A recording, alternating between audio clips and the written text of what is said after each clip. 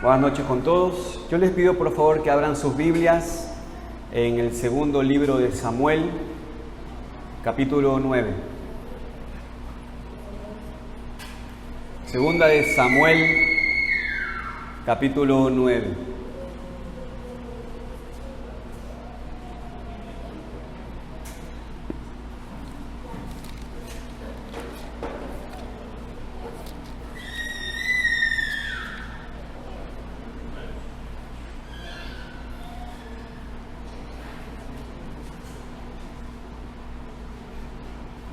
Segunda de Samuel, capítulo 9, todo el capítulo, versículos 1 al 13.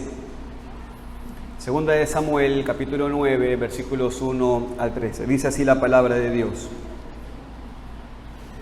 Dijo David: ¿ha quedado alguno de la casa de Saúl a quien haga yo misericordia por amor de Jonatán? Y había un siervo de la casa de Saúl que se llamaba Siba, al cual llamaron para que viniese a David. Y el rey le dijo: ¿eres tú, Siba? Y él respondió: tu siervo. El rey le dijo: ¿no ha quedado nadie de la casa de Saúl a quien haga yo misericordia de Dios? Y Siba respondió al rey: aún ha quedado un hijo de Jonatán, lisiado de los pies. Entonces el rey le preguntó: ¿dónde está? Y Siba respondió al rey: he aquí, está en casa de Maquir, hijo de Amiel, en Lodebar. Entonces envió el rey David y le trajo de la casa de Maquir, hijo de Amiel, de Lodebar. Y vino Mefiboset, hijo de Jonatán, hijo de Saúl, a David, y se postró sobre su rostro e hizo reverencia. Y dijo David: Mefiboset. Ya respondió: he aquí tu siervo.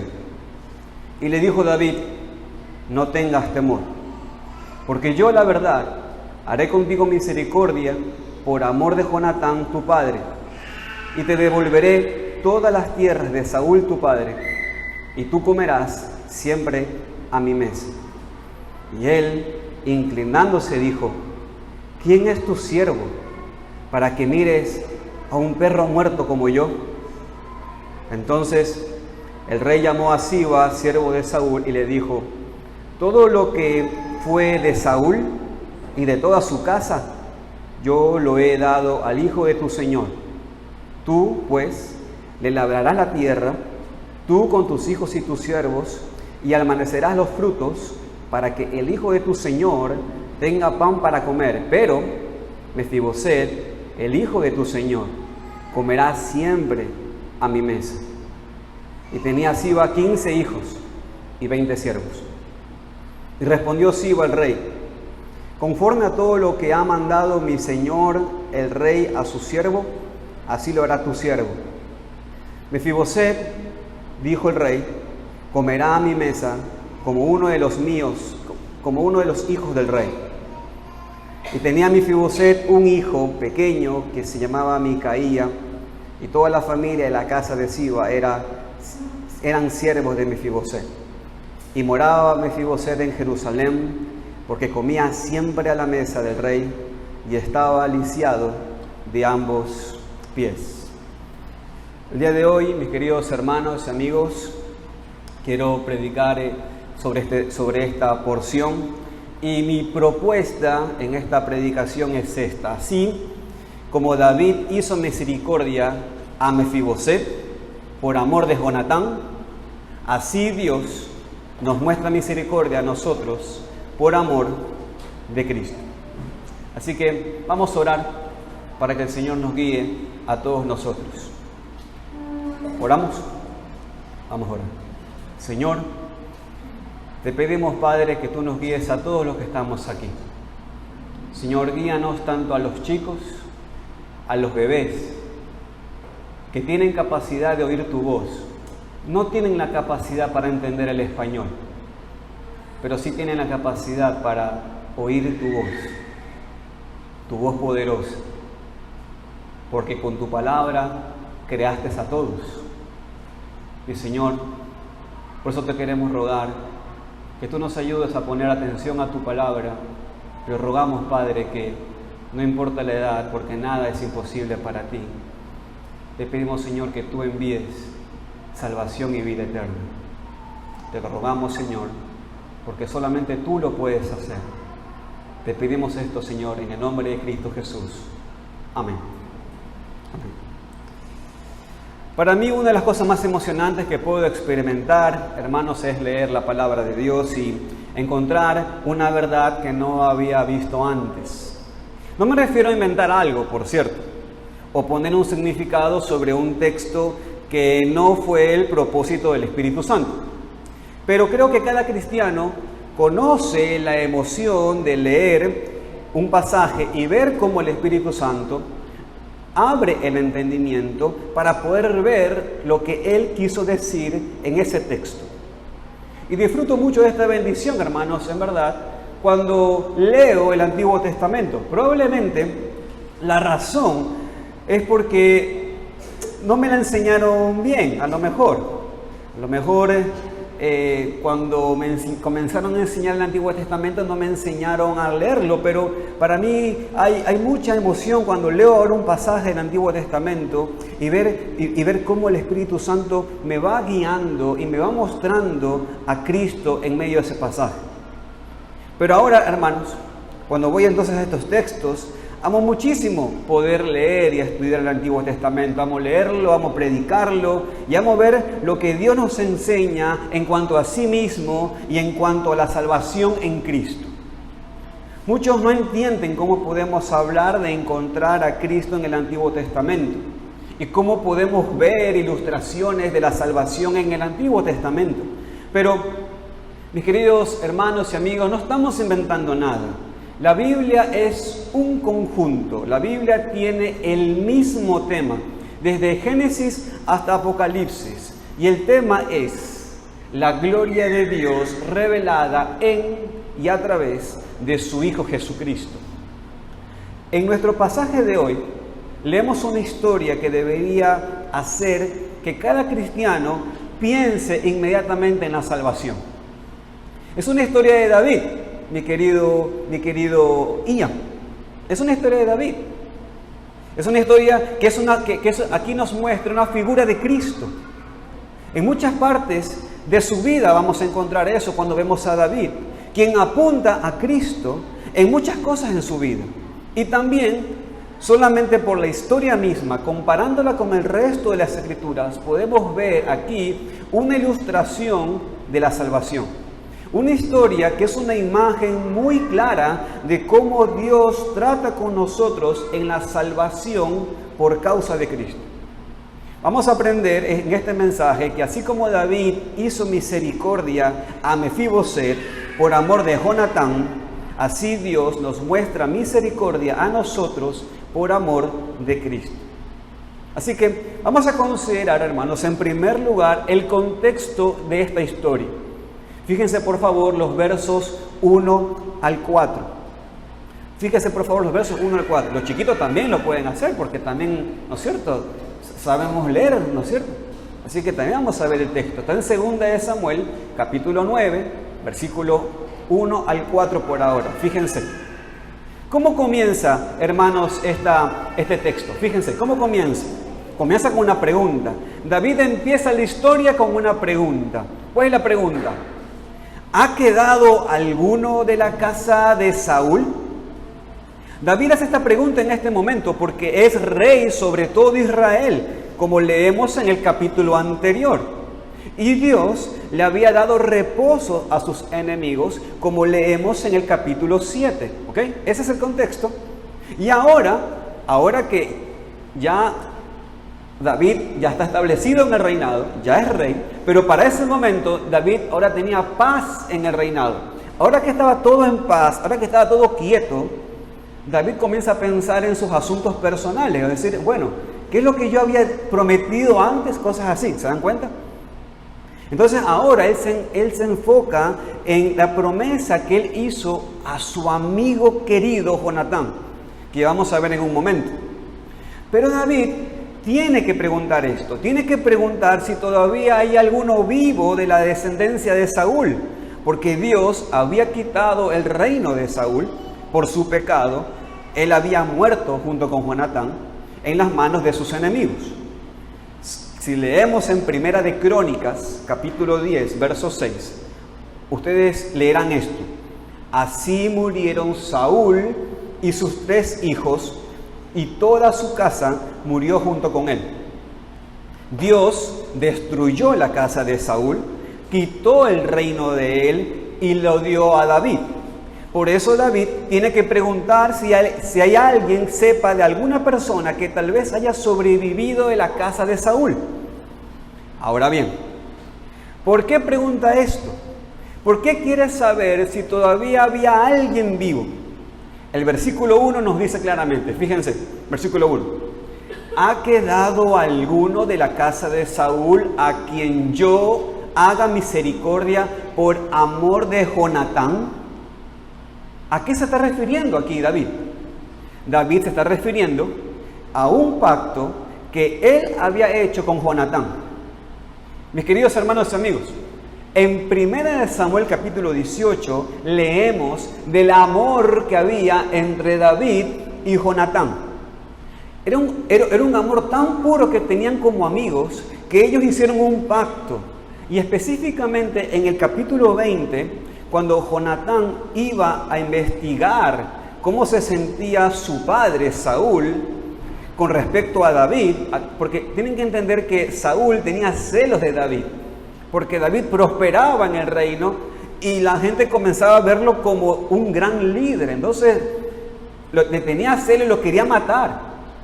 Y Jonatán sabía eso, sabía que Saúl quería matar a David, pero ellos eran muy amigos, Entonces, ellos hacen un pacto, David y Jonatán. Y lo leemos en el capítulo 20, versículos 13 al 17. Acompáñenme allí. Primera de Samuel, capítulo 20, versículos 13 al 17. Fíjense el pacto que hacen. Pero si mi padre intenta hacerte mal, Jehová haga así a Jonatán, y aún le añada, si no te lo hiciere saber, y te enviaré para que te vayas en paz. Y esté Jehová contigo como estuvo con mi padre. Y si yo viviere, harás conmigo misericordia de Jehová para que no muera. Y no apartarás tu misericordia de mi casa para siempre. Cuando Jehová haya cortado uno por uno los enemigos de David de la tierra, no dejes que el nombre de Jonatán sea quitado de la casa de David. Así hizo Jonatán pacto con la casa de David, diciendo, requiéralo Jehová de la mano de los enemigos de David. Y Jonatán hizo jurar a David otra vez, porque le amaba, pues le amaba como a sí mismo. Jonatán, mis queridos hermanos, sabía que él no iba a heredar el reino. Ya Jonatán sabía que Dios había desechado a su padre. Y Jonatán sabía que David iba a ser el rey. Y Jonatán no tenía ningún problema porque era su amigo. No había ningún problema. Entonces, Dios había prometido quitarle el reino a Saúl, su padre. Sabía que David iba a reinar, no había problema. Y parte del pacto que hicieron es que David no iba a permitir que el nombre de Jonatán fuera quitado. Dicho de otra manera, cuando David fuera rey, no iba a permitir que por ninguna causa que Jonatán y la descendencia de Jonatán mueran, porque era su amigo. Eso es lo que le está diciendo, yo te voy a cuidar, eres mi amigo. ¿Ok? Así que David le iba a hacer bien a Jonatán y a la descendencia de Jonatán. Y lo que David prometió, ¿sabe qué sucedió? Es lo que vemos cumplido en 2 de Samuel. ¿Ok? Entonces, cuando vamos a 2 de Samuel, ahí ahora vemos cómo David finalmente cumple lo que él había prometido en 1 de Samuel 20. ¿Ok? Por eso se pregunta si alguien sepa de algún descendiente de Saúl. Específicamente, él quería saber si hay algún descendiente de Saúl, pero por la línea de Jonatán. Y le traen un siervo de la casa de Saúl que se llamaba Siba, y él dijo en el versículo 3, así que vaya conmigo otra vez a 2 de Samuel 9, y en el verso 3, Siba contesta, aún queda un hijo de Jonatán lisiado de los pies. Ahora, descubrimos por qué era así. Y es porque tenía discapacidad. Ahora, ¿cómo descubrimos esa discapacidad? ¿Qué pasó con ese hijo de Jonatán? Salte conmigo a 2 de Samuel 4. Vaya conmigo a 2 de Samuel capítulo 4. Fíjense por favor. 2 de Samuel 4, verso 4. Y Jonatán, hijo de Saúl, tenía un hijo lisiado de los pies. Tenía 5 años de edad cuando llegó a Jezreel la noticia de la muerte de Saúl y de Jonatán, y su nodriza le tomó y huyó. Y mientras iba huyendo apresuradamente, se le cayó el niño, o sea, se cayó Mefiboset, y cuando se cae, queda cojo. Su nombre era Mefiboset. ¿Ahora entienden por qué era lisiado de los pies? ¿Ok? ¿Estamos hasta ahí? Volvamos entonces a la historia. Volvamos a 2 de Samuel 9. Vaya conmigo, 2 de Samuel 9. Entonces, en el versículo 4 de 2 de Samuel 9, Siba dice en dónde puede encontrar a este hijo, mi querido Ian. Y en el versículo 5, David envía para que le traigan a su presencia. ¿Me sigue hasta aquí? Este es el contexto entonces. David se acuerda del pacto que había hecho con Jonatán hace años y busca un descendiente de su casa para mostrarle favor, como él había prometido. Entonces, en el versículo 5, vemos empezando a David a hacer ese pacto. Esto me lleva entonces al segundo punto del sermón. Lo que David hace. Lo que David hace. Primero, David trae a este hijo de Jonatán a su casa. Ahora, hermanos, por favor, ubíquense, imagínense la situación.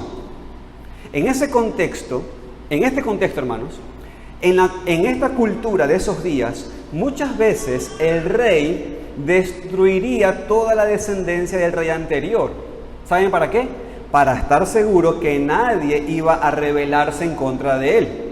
Por eso, sin duda, Mefiboset tenía miedo cuando fue llamado a presentarse ante el rey. Lo más seguro es que podría ser que estaba esperando morir. Leemos entonces en el versículo 6, fíjese, que vino, ¿y qué pasó? Vino Mefiboset delante de David y dice que se postró sobre su rostro e hizo reverencia.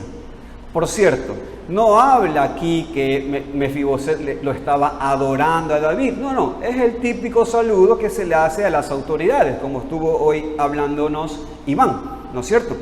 Es el típico saludo de respeto a las autoridades. Pero lo que sí estaba pasando seguramente es que él tenía miedo. No sabe lo que va a pasar.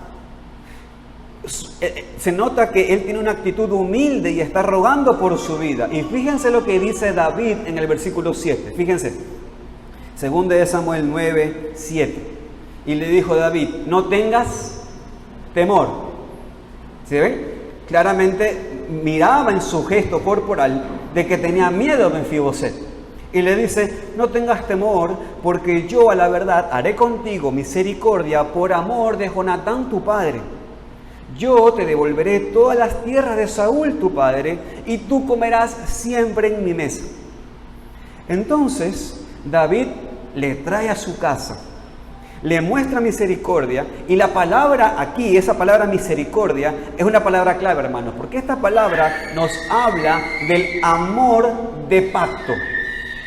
Dice que le va a devolver todas las tierras de Saúl su abuelo, lo que significa es que le iba a restaurar su herencia y además permitirle comer siempre en su mesa, o sea, en la mesa de David, el rey, que está hablando de una posición de honor. Esto es lo que David hace.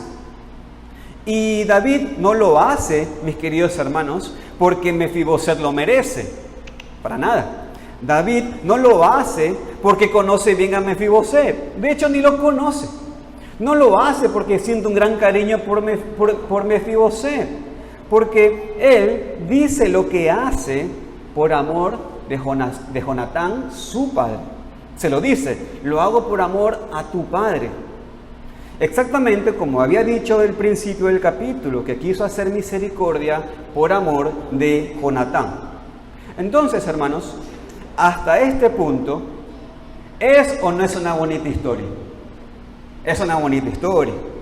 Tal vez nos hace pensar en David como buena persona, como buen amigo, recordando su promesa después de algunos años. Tal vez podemos pensar en cómo nosotros también deberíamos ser buenos amigos y mostrar amor para con los que no lo merecen, por ejemplo. Pero, aunque, mis queridos hermanos, aunque no digo que estos principios sean inválidos, no es lo más importante. Toda la Biblia apunta hacia una cosa. De una manera u otra, toda la Biblia está enfocada en la gloria de Dios mostrada en Jesucristo. Y aquí, cuando leemos este pasaje, en vez de enfocarnos en David como buen amigo, en vez de enfocarnos en nosotros y cómo podemos también mostrar amor con otros, necesitamos enfocarnos en Cristo. Esta historia ilustra perfectamente la salvación que Dios nos ha dado en Cristo Jesús. Por tanto, quiero darles aplicaciones. Vamos al tercer punto del sermón. ¿Cómo este pasaje ilustra la salvación? Y quiero tomarme, mis hermanos, el resto de la predicación para probar esto. En esta historia se ilustra perfectamente la salvación de Dios. Podemos ver esta verdad en varias maneras. Así que quiero toda su atención aquí. En primer lugar, fíjense, así como David y Jonatán hicieron un pacto antes de esta historia, prometiendo cuidar la descendencia del otro, Dios Padre y Dios Hijo hicieron un pacto en la eternidad para salvar un pueblo, la simiente de la mujer, o sea, los escogidos de Dios. Este pacto es lo que le llaman los teólogos el pacto de redención. Es el pacto entre el Padre y el Hijo en la eternidad para salvar un pueblo. El Padre escogiendo, el Hijo llegando en el cumplimiento del tiempo al mundo para rescatarnos de nuestros pecados y hacernos hijos de Dios. Podemos ver este pacto, hermanos, en muchas partes de la Biblia. Así que acompáñenme. Vaya conmigo, por favor, al Salmo capítulo 2, versículo 7. Fíjense. Salmo capítulo 2, versículo 7. Dice el texto. Salmo 2, 7. Yo publicaré el decreto. Jehová me ha dicho: mi hijo eres tú, yo te he engendrado hoy. ¿Ok?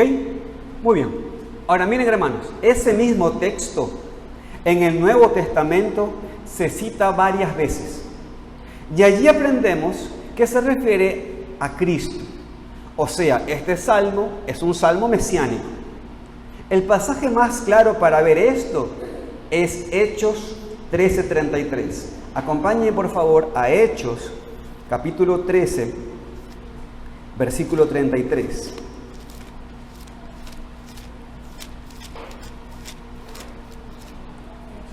Hechos 13, 33.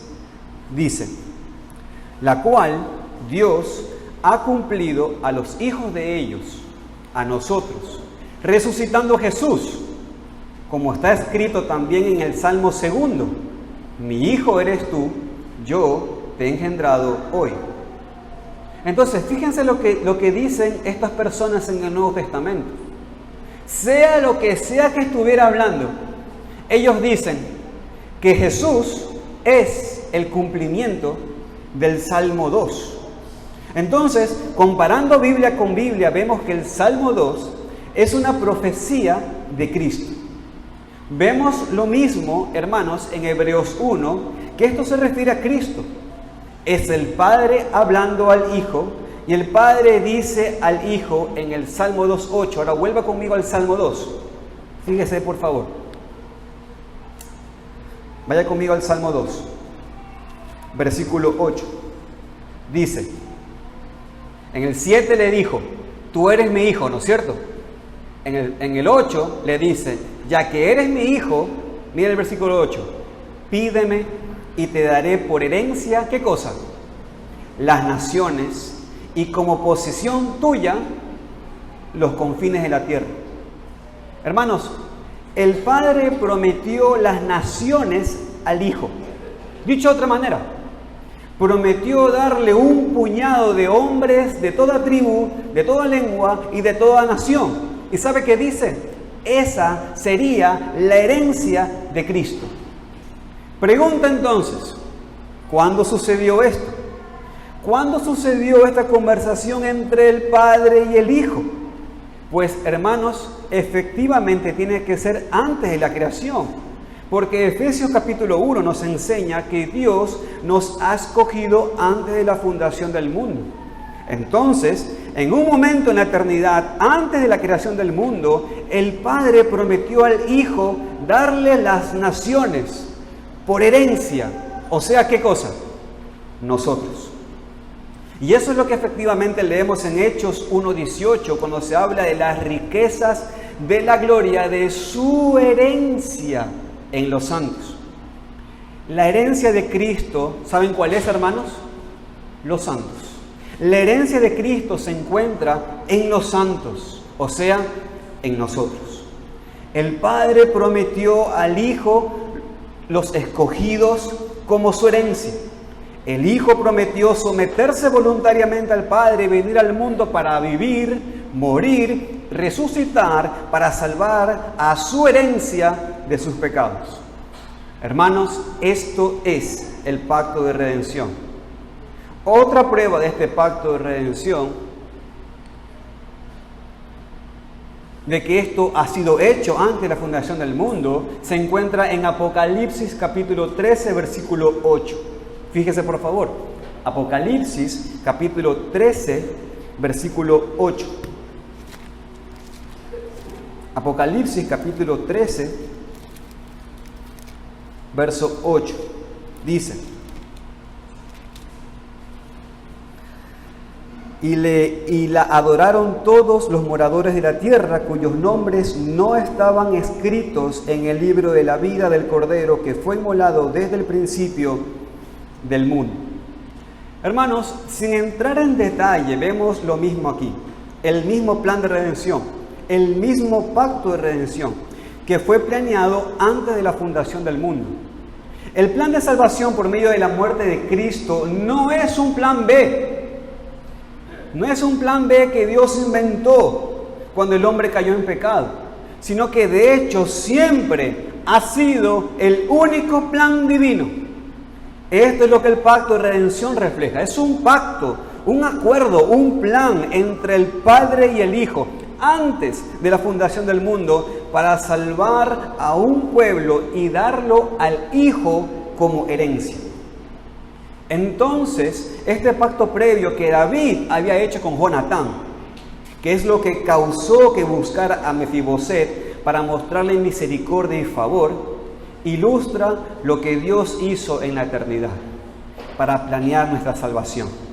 El Padre y el Hijo hicieron un pacto. El Padre escogió al pueblo, preparó un cuerpo para su Hijo, le prometió el poder del Espíritu Santo en su ministerio y le dio las naciones como herencia a su Hijo. El Hijo voluntariamente se sometió a la voluntad de su Padre, llegando al mundo en el cumplimiento del tiempo para vivir perfectamente y morir en nuestro lugar, para que seamos los hijos de Dios. Esto es lo que Dios ha hecho para salvarnos. Por un pacto previamente hecho, nos buscó y nos salvó. Esta historia con el pacto entre David y Jonatán ilustra el pacto de redención, el pacto del Padre y del Hijo para salvarnos de nuestros pecados. Pero no solamente eso, hermanos. Aquí va una segunda aplicación y es una segunda cosa que podemos observar aquí. Mucha atención. Así como David buscó a Mefiboset para cumplir el pacto, y no era Mefiboset quien buscó a David, así Dios nos busca para cumplir el pacto. Nosotros nunca buscamos a Él. Mis queridos hermanos, amigos que están aquí, La Biblia es muy clara en cuanto a este asunto. Dice Romanos capítulo 3, versículo 10 al 11, no hay justo ni aún uno, no hay quien entienda, no hay quien busque a Dios. No existe nadie naturalmente que busque a Dios. Por eso, para que alguien sea salvo, Dios es el que tiene que ir a buscarlo. Aquí, en esta historia, Mefiboset no buscó a David. No pensaba que merecía ser recibido por David en su casa con su favor. Nosotros tampoco buscamos a Dios. No merecemos nada de Él. No podemos ser salvos por nuestras obras. Y somos peores que Mefiboset, porque Mefiboset no había hecho nada en contra de David, pero todos nosotros hemos pecado y estamos destituidos de la gloria de Dios. Merecemos la muerte y nada más. La paga de nuestros pecados es lo que merecemos, y aún así Dios nos busca para mostrarnos misericordia, que otra vez se refiere a su fiel amor, a su amor de pacto. Pregunta, ¿su amor a cuál pacto? Al que acabamos de ver, al pacto de redención.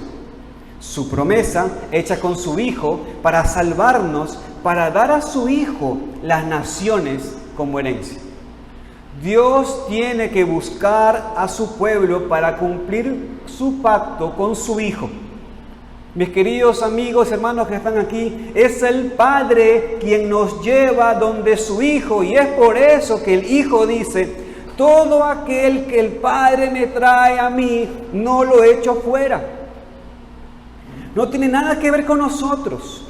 Tiene que ver con su ser, con sus atributos, con su fidelidad, con sí mismo, con su palabra, su promesa hecha a su Hijo, su pacto. Así como David mostró misericordia para con Mefiboset, así Dios muestra misericordia para con nosotros. Y es más, infinitamente más. Porque digo otra vez, Mefiboset no había hecho nada en contra de David, pero ese no es nuestro caso, mis queridos hermanos. Dios muestra su amor para con nosotros en que aún siendo pecadores, Cristo murió por nosotros. Nosotros éramos tercos y rebeldes en contra de un Dios santo, y aún así nos buscó para mostrarnos su misericordia. No debido a nada en nosotros, sino debido a su fidelidad en su pacto. Así es nuestro Dios. Leemos en Éxodo 34, 6 y 7.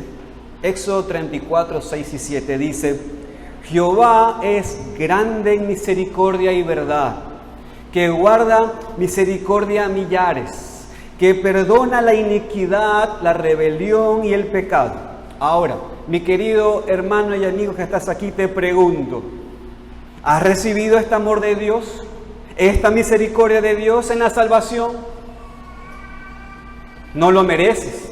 Si dijiste sí, déjame decirte, no lo mereces. Pero la salvación no depende de ti, depende de la fidelidad de Dios. Y Él promete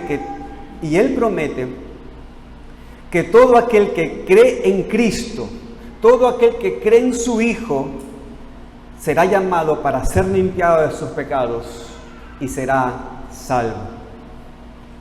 Eso es lo que vemos en esta historia. Pero hay más. Permítame una tercera aplicación e ilustración de la salvación en esta historia. Tercera, así como Mefiboset no mereció nada de David y no existía ninguna relación entre él y David que le dio el derecho de merecer el favor del rey, así tampoco nosotros merecemos nada de Dios en nosotros mismos. Hermanos, les vuelvo a preguntar: ¿David conocía a Mefiboset? No. David ni conocía a Mefiboset, de hecho, ni sabía que existía. Al principio del capítulo, tenía que preguntar si todavía existía alguien de la descendencia de Saúl.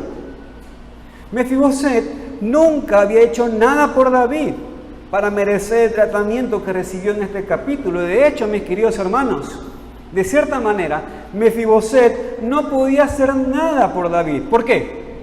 Porque era un discapacitado, era lisiado de los pies. Vemos que es lo mismo en la salvación. No merecemos nada de Dios, no somos sus hijos por naturaleza, sino que la palabra de Dios dice que somos hijos de ira, como los demás, hijos del diablo, dijo Cristo. Y no solamente somos discapacitados espiritualmente, es más, somos muertos espiritualmente, muertos en delitos y pecados.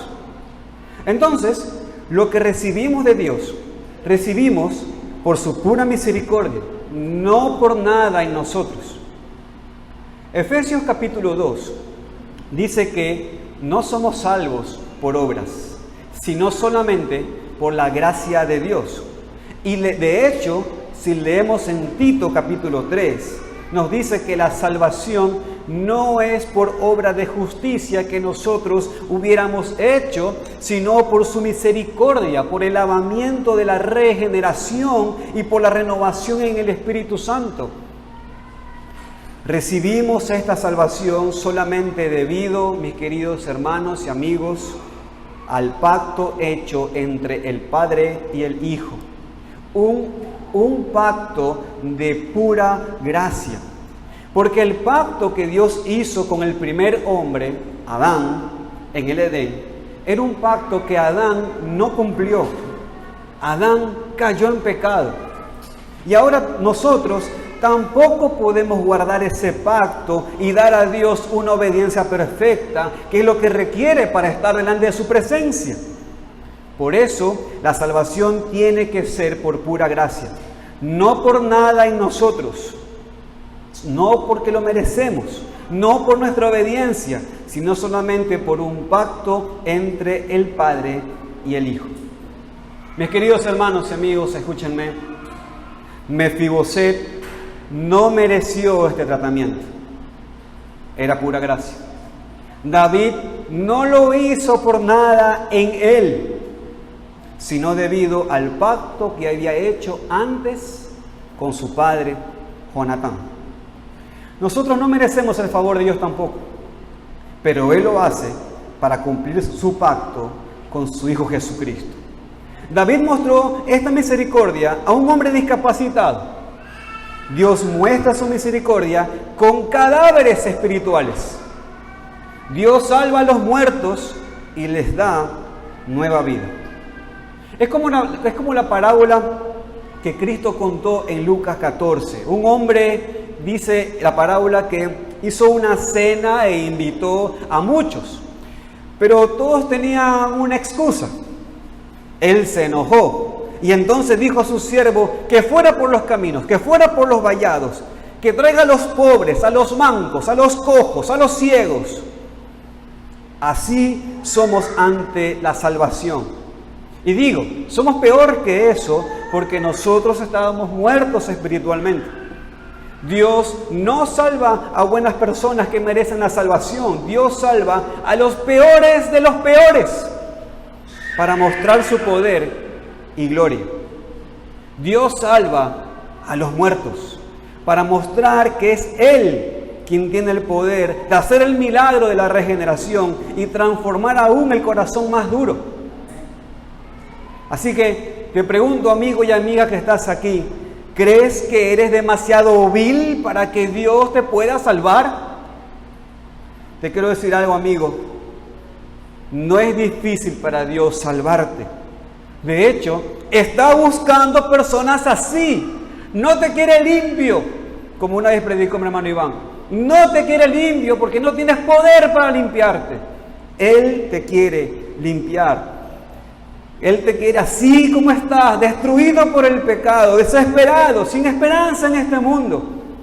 Te quiere así, pobre espiritualmente, manco, cojo, ciego, muerto, porque te quiere dar vida.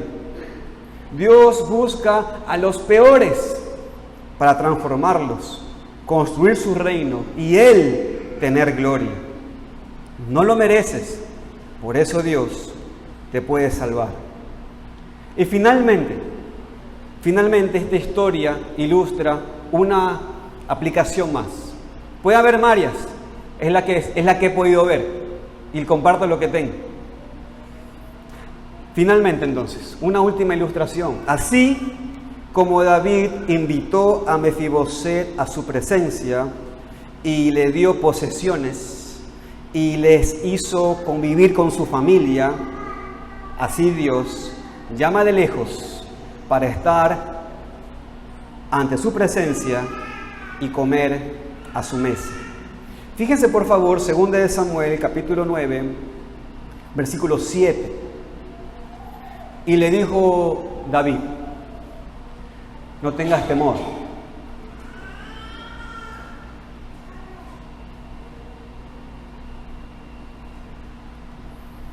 No tengas temor, porque yo a la verdad haré contigo misericordia por amor de Jonatán tu padre. Y te devolveré todas las tierras de Saúl tu padre, y tú comerás siempre a mi mesa. Fíjense en todo lo que Mefiboset recibió, otra vez. No por nada en él, sino solamente debido al pacto que David había hecho con Jonatán hace años. Fue llamado a la presencia del rey. Antes estaba viviendo en un lugar lejos, un lugar que se llamaba, si se dieron cuenta cómo se llama el lugar, el conjunto residencial Lodebar, que literalmente significa sin pasto. ¿Ok? Sin pasto. Raro. Pero es más que sin pasto. Era un lugar que, como no servía para nada, porque era como desierto, o sea, no era fértil el lugar, era un lugar como no servía para nada, la gente comenzó a usarlo para echar basura. Entonces era el basurero. Ahí bebía Mefiboset, en el basurero. No parece haber sido un lugar bonito en el cual vivir, ¿no es cierto, Samuelito? ¿Te gustaría vivir en el basurero? ¿Verdad que no? Era lógico, hermanos, que Mefiboset viva allí. ¿Saben por qué? Él vivía allí, acuérdense, porque él era descendiente de la familia de Saúl, que era enemigo de David. Así que, ¿para dónde huyó pensando que podía morir? Pues obviamente en un lugar donde los judíos, acuérdense que por leyes, ellos tenían leyes de sanidad muy estrictas, por lo tanto se refugió en un lugar donde sabía que no iba a poder ser encontrado, en el basurero. Tuvo que vivir escondido allí y nadie quería ir al basurero para no quedarse infectado y por supuesto fuera del campamento, fuera de lo que tiene que ver con el orden de limpieza. De este lugar sin pasto, el basurero, fue llamado a estar en la presencia del rey. Un privilegio que no todos los judíos tenían. También recibió una herencia, además de eso, también recibió una herencia. ¿Cuáles? Las tierras de su abuelo Saúl. Todo lo que hubiera heredado sin Jonatán hubiera sido el rey. Y recibió una familia. Comía siempre a la mesa del rey David, que habla de una comunión íntima, una comunión familiar. Dice al final, hermanos, fíjense en el versículo 11, dice que él comería a la mesa de David como uno de los hijos del rey. Hermanos, ¿no hemos recibido lo mismo? Voy a volver a preguntar. ¿No hemos recibido lo mismo? Y el pueblo de Dios dice: hemos sido llamados de nuestro propio Lodebar, una tierra seca, árida, donde no hay aguas, un lugar muerto, donde no hay vida, más bien basura. Y hemos sido llamados a la presencia del Rey de Reyes, el Dios soberano, el Padre celestial. Así como Pablo lo dice en Colosenses 1:13, el Padre nos ha librado de la potestad de las tinieblas y nos ha trasladado al reino de su amado Hijo. Ahora, todas las bendiciones de la presencia de Dios, hermanos, son nuestras, porque el Padre nos ha bendecido con toda la bendición espiritual en los lugares celestiales en Cristo. Estamos en su presencia, nos ha dado una herencia, y una herencia mucho mejor que las tierras físicas de este mundo. Nos ha dado una herencia incorruptible, incontaminada, inmarcesible, reservada en los cielos para nosotros. Somos herederos de Dios y coherederos con Cristo. Disfrutamos de la comunión íntima con Dios. Comemos a su mesa cada día, en cada momento. La Escritura dice que Él prepara mesa delante de nosotros, aún en presencia de nuestros enemigos. Disfrutamos sus bendiciones cada día. Y no solamente somos invitados a sentarnos a la mesa con la familia. No solamente somos tratados como hijos, sino que Dios ya nos ha hecho parte de la familia de Dios. Ya somos hijos de Dios, hijos por adopción. Y vamos, hermanos, prontamente a disfrutar de las bodas del Cordero para siempre. Como leemos en Apocalipsis 19, un día, en la gloria, vamos a disfrutar de la presencia de Dios y la comunión íntima con Él, sin pecado, sin estorbo y para siempre. Hermanos y amigos, esto es una increíble ilustración de la salvación que tenemos con nosotros. Esta es la salvación. Estas son las buenas noticias para todo aquel que cree en el Señor Jesucristo y es salvo de sus pecados. Hermano y hermana, regocíjese en su salvación. Ha sido llamado de lejos, ha sido regenerado y ahora puedes disfrutar de la presencia de Dios, de la herencia de Dios. Eres un hijo de Dios. Gracias a Dios por esta historia que nos ilustra tan claramente lo que Dios hace por nosotros en la salvación. Pero antes de terminar, quiero hacer una pregunta. ¿Qué pasa con aquellos que rechazan esta gracia y amor de Dios? ¿Qué pasa con aquellos?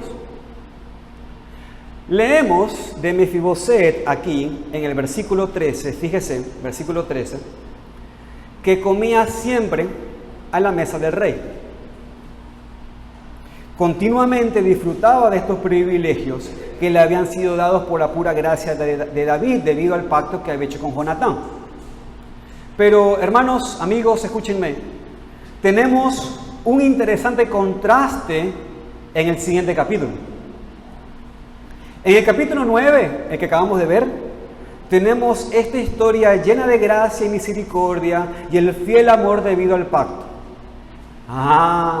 Pero en el capítulo 10 encontramos a David también intentando mostrar misericordia a alguien, pero ¿sabes qué sucedió? Pero fue rechazada. Acompáñenme rápidamente a ver esos textos. Miren por favor, 2 de Samuel capítulo 10, versículo 1 al 7. Versículos 1 al 7 de 2 de Samuel. Fíjense lo que dice, de capítulo 10. Después de esto, aconteció que murió el rey de los hijos de Amón, y reinó en lugar suyo Hanún, su hijo. Y dijo David: yo haré misericordia con Hanún, hijo de Naas, como su padre la hizo conmigo. Y envió David sus siervos para consolarlo por su padre. Mas llegados los siervos de David a la tierra de los hijos de Amón, los príncipes de los hijos de Amón dijeron a Hanún su señor: ¿te parece que por honrar David a tu padre te ha enviado consoladores? ¿No ha enviado David sus siervos a ti para reconocer e inspeccionar la ciudad para destruirla? Entonces Hanún tomó a los embajadores, a los siervos de David, les rapó la mitad de la barba, les cortó los vestidos por la mitad hasta al final de las espaldas y los despidió. Cuando le hizo saber esto a David, envió a encontrarles, porque ellos estaban en extremo avergonzados, y el rey mandó que le dijeran: quedaos en Jericó hasta que os vuelva a nacer la barba, y entonces volved. Y viendo los hijos de Amón que se habían hecho odiosos a David, enviaron los hijos de Amón y tomaron a sueldo a los sirios de Bet-Rob y a los sirios de Bet-Soba, 20,000 hombres de a pie, del rey de Maca 1,000 hombres, y de Istop 12,000 hombres. Cuando David oyó esto, envió a Joab con todo el ejército de los valientes. Hermanos, quiero su atención. Después, ustedes leerán que los amonitas y todos sus aliados, los sirios, todos fueron conquistados y derrotados completamente. Ahora, quiero su atención aquí. Aquí también vemos un tipo de ilustración en cuanto a la salvación. Hermanos, leemos en Hechos 17 que Dios manda ahora a todos los hombres en todo lugar que se arrepientan. Y este llamado al arrepentimiento es misericordia, porque la persona que se arrepiente y cree en Cristo será salva. ¿No es cierto? Ahora bien, escuchen. Dios está llamando al arrepentimiento a todos por su gran misericordia. Pero muchos no quieren. Así como el rey Anún aquí. Muchos rechazan la salvación, rechazan al Dios amoroso y misericordioso. Y no solamente le rechazan, también se ponen rebeldes en contra de él. Aquí el rey Anún no solamente rehusó el acto misericordioso de David, sino también avergüenza a sus embajadores, rapando la mitad de sus barbas y cortando la mitad de sus vestidos. Ahora, es verdad que para nuestro contexto esto no significa nada para nosotros, pero en ese tiempo era una señal de desprecio. Los embajadores estaban siendo avergonzados. Y en el versículo 6 dice que viendo a los hijos de Amón que estaban siendo odiosos delante de David, empezaron a reunir un ejército. Se dijeron: como nos estamos ganando la ira de David, vamos a fortalecernos para pelear contra ellos. Así es también en la esfera espiritual, queridos amigos. La misericordia de Dios es mostrada en su llamado a todos a arrepentirse. Leemos en Tito 2:1 que dice que la gracia de Dios se ha manifestado para salvación a todos los hombres. Es decir, el mensaje del Evangelio ha sido proclamado. La salvación de Dios ha sido manifestada en este mundo. Para ser más directo y específico, amigo y amiga que estás aquí, tú has recibido este mensaje hoy. No estés pensando ahorita en las naciones. Piensa en ti. La gracia de Dios es para salvación y se te está manifestando a ti hoy. Así que te pregunto, ¿cómo vas a responder?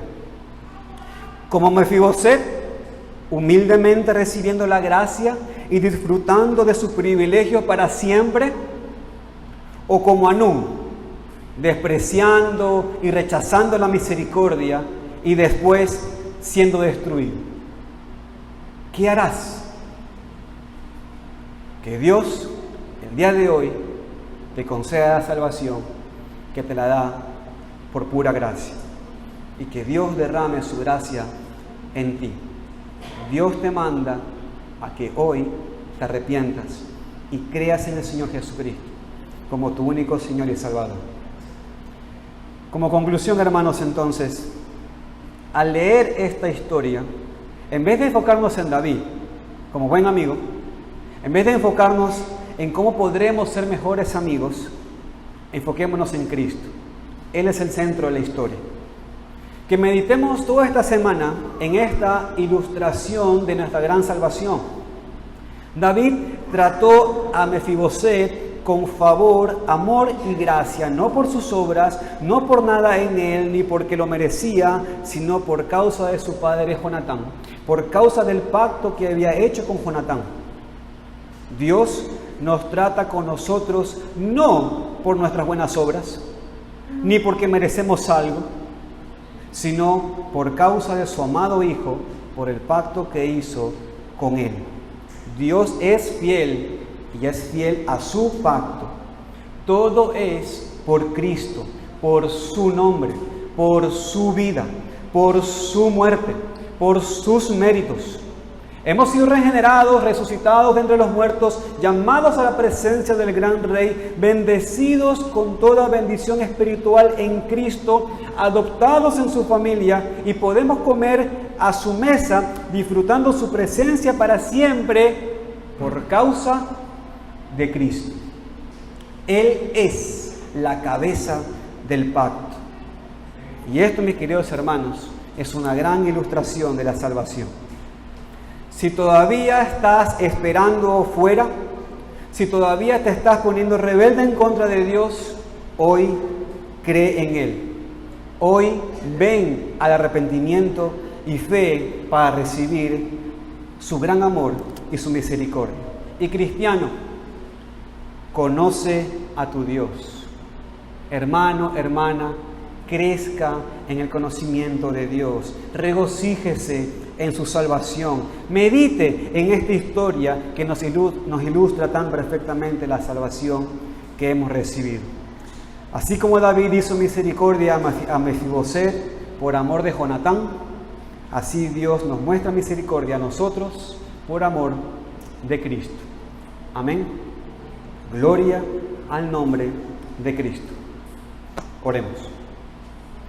Señor, bendecimos tu santo nombre y te agradecemos, Padre, porque en este día volvemos, Señor, a poner nuestros pies en tierra y recordar que todo lo bueno que tenemos, Señor, es por causa de Él, es por causa de Cristo. Señor, reconocemos, Padre, que hemos pecado.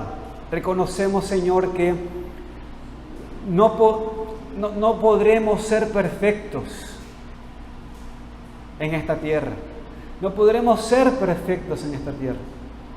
Sin embargo, Señor, recibimos tantas bendiciones. Recibimos la gran bendición de conocerte más. Recibimos la gran bendición de poder conocer tu palabra. Recibimos la gran bendición de ser sustentados. Y Padre, todo esto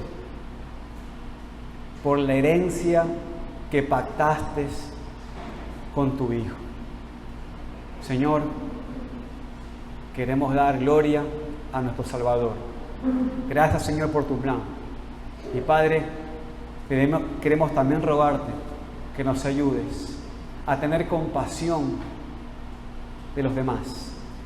Señor, ayúdanos a ser esos buenos embajadores, que a pesar de que seamos avergonzados, Señor, sigamos perseverando, como si Dios rogase en medio nuestro, que podamos ir diciéndole a los hombres, reconciliados con Dios. Señor, y si hay alguno aquí en medio de nosotros que ha rechazado todo este tiempo el gran regalo que tú das, el perdón de los pecados, y hoy le ha sido clara en su conciencia que tiene el alcance de perdón de todos sus pecados por el arrepentimiento de aquello y por medio de la fe en tu Hijo Jesucristo. Señor, te pedimos que tú le des hoy la vida eterna y se pueda sentar en la mesa, porque debajo de la mesa no se puede ver que somos lisiados. Todos somos iguales delante de tu presencia. A ti sea la gloria en tu iglesia. Amén.